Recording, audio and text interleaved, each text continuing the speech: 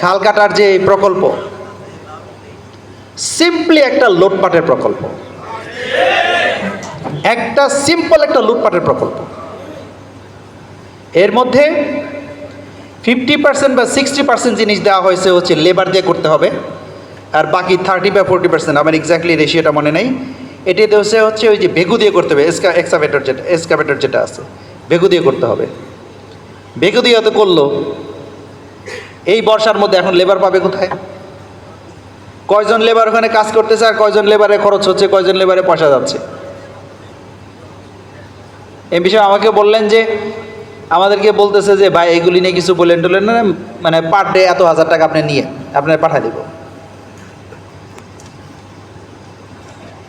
এই জায়গায় যদি ইথিক্যাল লিডারশিপ, মোরাল লিডারশিপ এবং নৈতিকতা সম্পন্ন লিডারশিপ যদি আমরা পরিবর্তন করতে না পারি, আমাদের ভাগ্যের পরিবর্তন হবে না।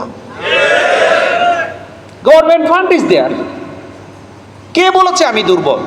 সরি, কে বলেছে আমি মানে গরিব? গভর্নমেন্টের টাকা তো যাচ্ছে, আমি তো পাচ্ছি না।